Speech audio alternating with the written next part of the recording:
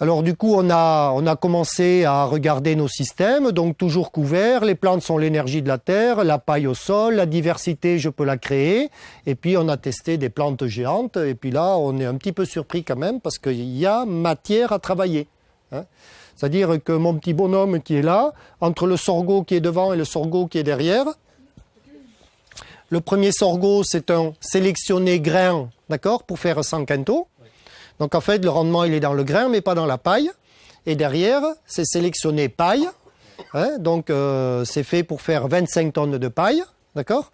On devine tout de suite que si je fais un couvert végétal avec la première plante parce que j'aurai pas le grain, ou la deuxième parce que j'aurai de la paille, ben le rendement environnemental de mon système va être différent. D'accord ? Je pourrais rentrer sur la même période pédoclimatique, photosynthèse, eau, etc. Je peux rentrer 7 tonnes ou 20 de matière sèche dans le champ. Alors ça, on s'est rendu compte que ça dépend de la génétique. D'accord ? Cette variété de sorgho, on en avait 1 kilo. Il n'y en a plus. C'est ça le problème. C'est-à-dire, tu as fait une fois un coup, tu dis, ouais, pas mal, sauf que maintenant, je cherche de la semence.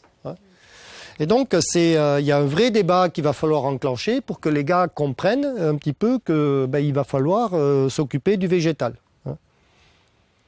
Alors du coup, on était le bon usage, produire un maximum, privilégier la photosynthèse, rendement photosynthétique à bloc. Et donc, on va couvrir les sols toute l'année. L'écosystème, c'est le modèle de durabilité que je vais copier.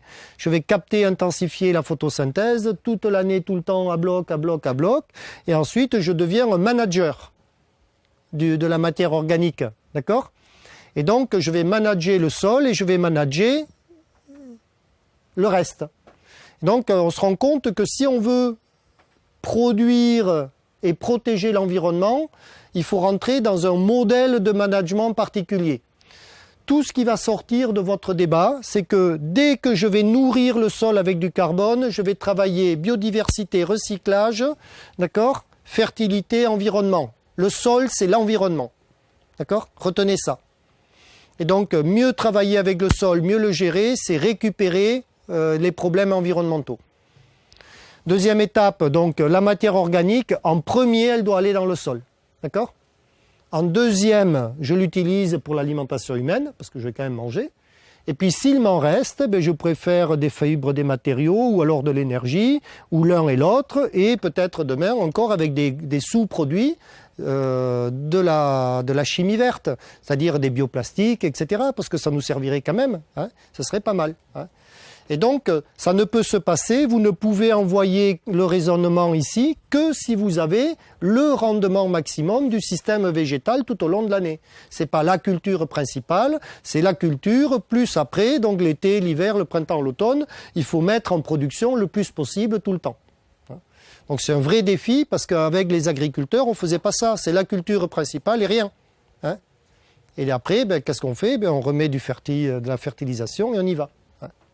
Donc l'idée, ça a été vraiment d'envoyer du punch au système végétal. Et donc du coup, on a une thématique très particulière, c'est la plante intrus ou la plante intrant. Hein, c'est la plante qui est mon principal outil de travail. Et plus je vais mettre du végétal, mieux ça va marcher. Et en fait, on se rend compte qu'on n'est que dans des approches de gestion du végétal qu'on ne sait pas gérer. Puisque finalement, on avait une agriculture sans végétal. À part la culture principale, tout le reste c'est dégagé. Je lutte contre le végétal ou je travaille et j'accompagne le végétal. C'est deux notions complètement différentes. Et quand on est rentré du système, l'écosystème que vous voyez en rond, là-bas, la diapo d'avant, en fait vous pouvez l'étaler sur un plan et vous pouvez en mettre les abscisses et les ordonnées. C'est-à-dire vous avez un plan, c'est-à-dire on a un système où on a de moins en moins de couverture, ici, et de plus en plus de travail du sol, c'est très perturbé, et l'écosystème, il est absolument plus perturbé et de plus en plus couvert. D'accord ? Et donc vous pouvez étaler votre écosystème sur un plan, et puis vous pouvez caler toutes les pratiques agricoles dans cette diagonale. Je couvre de moins en moins et je travaille de plus en plus, et je vais vers le désert. Ça, c'est des photos du Gers, coteau du Gers. Aujourd'hui, on n'est pas bien là-dedans. Et de l'autre côté, je couvre de plus en plus et je travaille de moins en moins. Et donc, je vais vers le modèle écosystémique. D'accord ? Et on pense que les agriculteurs, on ne sait pas où ils sont, mais ils peuvent faire cette démarche très facilement, d'accord ? À condition qu'ils aient ce raisonnement en place. Donc, mon point de fuite, c'est de plus en plus couvert, de moins en moins travaillé, et je m'adapte dans une démarche de progrès, pratique, etc. Et petit à petit, j'avance. À l'impossible, nul n'est tenu. Un mec qui est là, il ne va pas faire ce qui est là. Mais il pourrait peut-être déjà mettre des couverts végétaux quand même. Et donc la directive nitrate et la nouvelle loi sur l'agroécologie, heureusement, elle nous a obligés à couvrir les sols. Alors maintenant, des polémiques sans fin, j'ai de l'argile, ça sèche plus, comment je vais faire au printemps, et patati et patata, mais tout ça c'est du blabla. Et donc après, il y a tout un tas de biais qui sont introduits par le règlement, par les paysans, par les lobbies, par les machins, alors que l'idée, elle est toujours pas là, c'est le végétal, et on apprend à le gérer. Donc voilà le modèle sur lequel on travaille.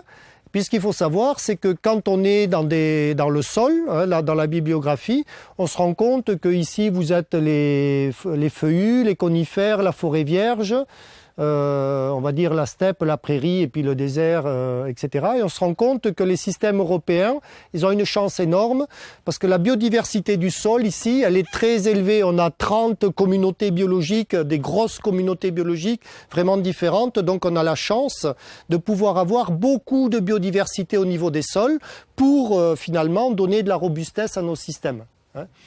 Et finalement, les plantes, elles vont protéger, structurer, nourrir, développer, recycler. Elles vont produire des terres fertiles. En fait, c'est la plante qui produit sa terre fertile sur laquelle elle prolifère. Ça, c'est vraiment la clé de voûte de tout le système. Alors du coup, l'écosystème, avec une couverture permanente sans travail du sol, produit un maximum.